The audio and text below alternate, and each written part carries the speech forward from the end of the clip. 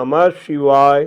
कलयुग में श्रीमद् भागवत भव सागर पार करने का श्रेष्ठ साधन है। इसे ही सबसे बड़ा धर्म माना गया। जप तप दान यज्ञ और तीर्थ आदि से ये सबसे बढ़कर बताया गया है। इसके सेवन श्रवण पाठ अथवा दर्शन मात्र से मनुष्य के सारे पाप नष्ट हो जाते हैं। हजारों जन्मों के पुण्य उदय होने पर ही भागवत सुनने का अवसर प्राप्त होता है। श्रीमद् भागवत के आरंभ में इसके महात्म पर विस्तार से प्रकाश डाला गया है। आप भाग्यवान हैं जिन्हें श्रीमद् भागवत देखने सुनने का अवसर मिला है। प्रस्तुत है भागवत महात्म का तीसरा भाग। नारद जी ने सनकादि मुनीश्वरों से कहा, अब मैं भक्ति ज्ञान और वैराग्य को स्थापित करने के लिए प्रयत्न पूर्वक श्री सुखदेव जी के कहे हुए भागवत शास्त्र की कथा द्वारा उज्ज्वल ज्ञान यज्ञ करूँगा। आप इसकी महिमा सुनने की विधि तथा किस स्थान पर करूं ये बताइए। सनकादि बोले, नारद जी इसके लिए हरिद्वार का आनंद घाट सर्वथा उपयुक्त है। तब नारद जी सनकादि के साथ आनंद घाट पर आए। भागवत कथा अमृतपान करने के लिए भृगु वशिष्ठ च्वैन पिपलाद परशुराम विश्वामित्र आदि मुनीश्वर अपने पुत्र शिष्य और पत्नी के साथ वहां आ पहुंचे। इनके सिवा वेद वेदांत यानी उपनिषद शास्त्र मंत्र तंत्र 17 पुराण सभी तीर्थ और पर्वत आदि मूर्तिमान होकर उपस्थित हुए। सूत जी कहते हैं, तब कथा सुनाने के लिए दीक्षित होकर श्री कृष्ण परायण सनकादि नारद जी के दिए हुए श्रेष्ठ आसन पर विराजमान हुए। देवताओं सहित सभी लोग यथा योग्य आसनों पर वहां बैठ गए। पूजा समाप्त होने पर जब सब लोग एकाग्रचित्त हो गए, सनकादि ऋषि महात्मा नारद जी को श्रीमद् भागवत का महात्म स्पष्ट करके सुनाने लगे। वे बोले, श्रीमद् भागवत के श्रवण मात्र से मुक्ति हाथ लग जाती है। श्री हरि हृदय में आ विराजते हैं। जिस घर में नित्य प्रति श्रीमद् भागवत कथा होती है वह तीर्थ रूप हो जाता है और जो लोग वहां रहते हैं उनके सारे पाप नष्ट हो जाते हैं। हजारों अश्वमेध यज्ञ और सैकड़ों वाजपेयी यज्ञ इस सुख शास्त्र की कथा का 16वां अंश भी नहीं हो सकते। फल की दृष्टि से सुख शास्त्र कथा की समता गंगा गया काशी पुष्कर या प्रयाग भी नहीं कर सकते।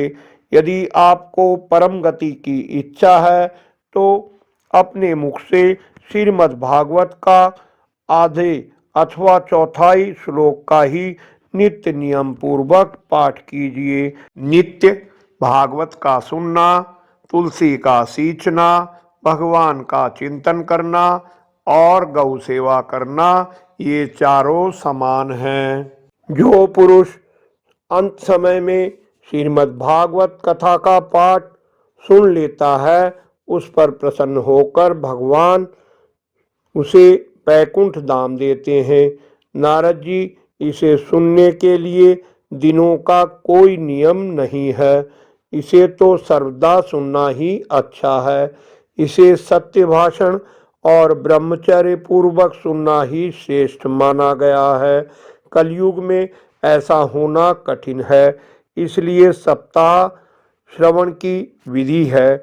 मन के असंयम, रोगों की बहुलता और आयु की अल्पता के कारण और कलयुग के अनेक दोषों के संभावना के कारण ही सप्ताह श्रवण का विधान किया गया है।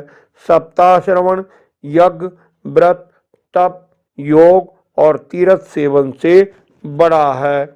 जब भगवान श्री कृष्ण इस धराधाम को छोड़कर अपने नित्य धाम को जाने लगे, उद्धव जी ने कहा, प्रभु, निर्गुण उपासना में तो बड़ा कष्ट है। आपने निराकार और चिन्ह मात्र होकर भी भक्तों के लिए ही तो सगुण रूप धरा है। आपका वियोग होने पर वे पृथ्वी पर कैसे रह पाएंगे। उद्धव जी के ये वचन सुनकर भगवान सोचने लगे, मुझे भक्तों के अवलंबन के लिए क्या व्यवस्था करनी चाहिए। शौनक जी, तब भगवान ने अपनी सारी शक्ति भागवत में रख दी और अंतर्ध्यान होकर इस भागवत समुद्र में प्रवेश कर गए। इसलिए ये भगवान की साक्षात शब्दमयी प्रतिमा है।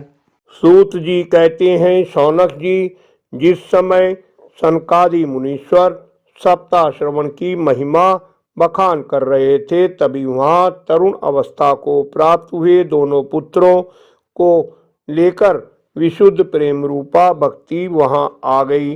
भक्ति बोली, कलयुग में नष्टप्राह मैं हो गई थी।